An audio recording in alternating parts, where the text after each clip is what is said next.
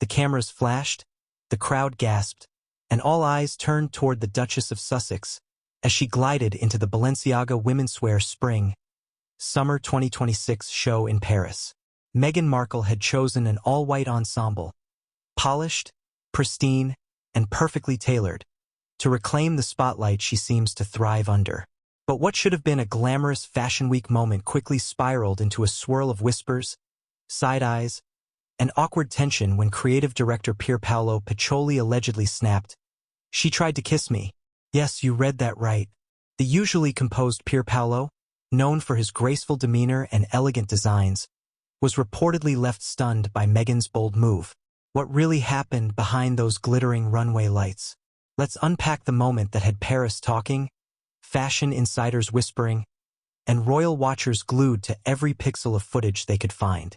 It started as one of those classic celebrity entrances.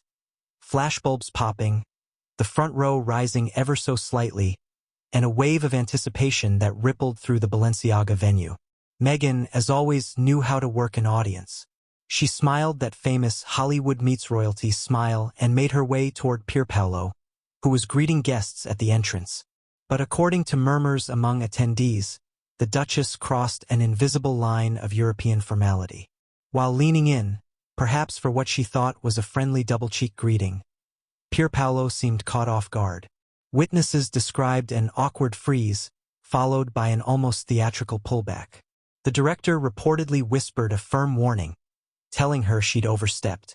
Was it a misunderstanding? Was Meghan just being her expressive Californian self? Or was this yet another episode in her long saga of cultural clashes and media magnetism? Here's where it gets interesting. Meghan has always walked a tightrope between Hollywood charm and royal decorum. To her supporters, she's warm, spontaneous, and authentically human. To critics, she's impulsive, attention-hungry, and too informal for certain spaces. Paris Fashion Week became the latest stage for that tug-of-war. Insiders later claimed that security and PR staff were buzzing backstage after the moment. One assistant was overheard saying, "Balenciaga wasn't ready for that kind of entrance." Others suggested that Pierpaolo's reaction wasn't anger so much as pure shock. Europe's elite can be particular about boundaries. And yet, Meghan's confidence remained unshaken.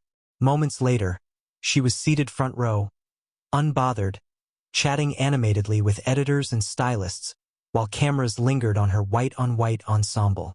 She knew exactly how to redirect the narrative. Smile wider, sit taller, and let the outfit speak louder than the whispers. Fashion, after all, has always been about more than clothes, it's theater. Every show needs its unexpected twist. But this Kissgate, as social media quickly dubbed it, raises an old question. Why does Meghan always seem to ignite controversy wherever she goes? Maybe it's because she brings American openness into rooms built on European restraint. Or maybe she's become so used to commanding headlines that every gesture, intentional or not, feels magnified. Paris Fashion Week wasn't just about Balenciaga's silhouettes. It became another chapter in Meghan's never-ending dance with public perception. For Pierpaolo Piccioli, the incident might have been a fleeting disruption in an otherwise flawless show. His designs that evening received rave reviews, structured yet poetic, futuristic yet romantic. But as fashion journalists penned their columns, many couldn't resist including a line or two about the Meghan moment. In an age where clicks matter more than couture, that small exchange overshadowed hours of artistry. Ironically, that might be exactly why the Duchess remains irresistible to the press. She turns even a half-second of confusion into global conversation. Is it a gift, a curse, or just the price of living in perpetual spotlight? Let's pause and imagine the aftermath. Back at her hotel suite overlooking the Seine, Meghan probably replayed the scene in her mind. Should she have leaned less? Should she have waited for him to move first? These are the tiny social calculations most of us make unconsciously.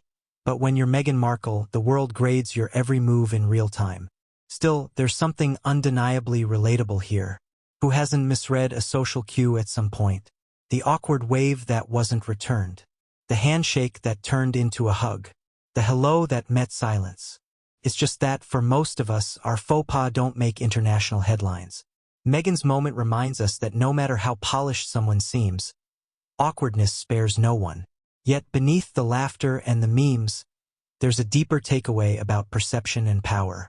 Meghan's critics saw arrogance. Her fans saw authenticity. Pierpaolo's defenders called it professionalism. Others saw overreaction. Both might be true. In the era of viral fashion moments, context evaporates faster than perfume in the Paris air. But maybe this entire spectacle offers a subtle lesson. Confidence can be magnetic, but reading the room still matters, especially when the room is filled with cameras, couture, and critics ready to pounce.